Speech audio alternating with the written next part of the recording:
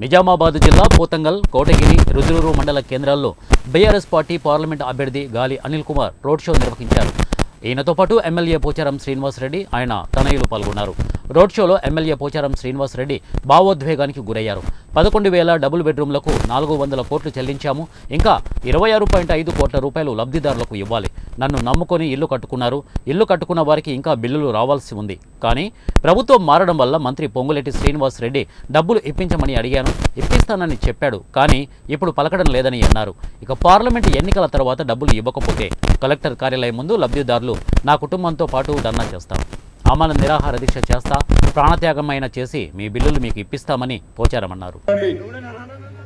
నేను పిచ్చోని కాదు, మొండి ముడ పడుకున్నాను. రేపు ఎలక్షన్ మే 13 తర్వాత ఎలక్షన్ అయిపోయిన తర్వాత మా అక్కలు చెల్లెలు ఓపిక పట్టండి.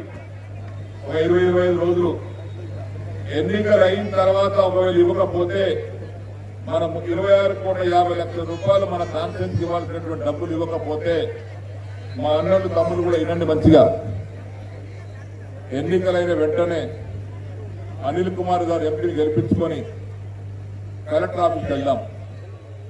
నేను మీరు భార్య పిల్లలతో 2 రోజు నేను నా పిల్లలతో పాటు వస్తాను కలెక్టర్ ఆఫీస్కి.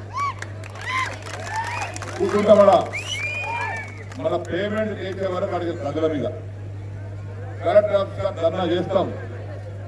ముఖ్యం ఇస్తలేరు, గవర్నమెంట్ మారినంత మాత్రాన గరీబ్ వాళ్ళు పేమెంట్ అప్పు చేసుకొని తప్పు చేసుకొని వడ్డీతో సడ్డీతో కట్టుకున్నారు. కొంతమంది కాంగ్రెస్ పార్టీ నాయకులు అడ్డం పడి ఈ డబ్బులు రాకుండా ప్రయత్నం చేస్తున్నారు. ఆ పేరు కూడా చెప్తా తర్వాత, ఎవరు కూడా చెప్తా తర్వాత అవసరం వస్తే. ఒకవేళ పేమెంట్ కాకపోతే పార్లమెంట్ ఎలక్షన్ అయిన వెంటనే నేను మీకు అందరికి కబురు చేస్తా. పేమెంట్ రావాల్సినటువంటి వారు నాతో పాటు మీరు మీ కుటుంబ సభ్యులు పిల్లలతో పాటు రండి.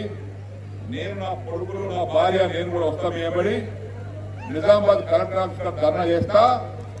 పేమెంట్ వచ్చేంత వరకు వదిలిపెట్టా. ఒకవేళ ఇంక ఇవ్వకపోతే నేను ఆమరణ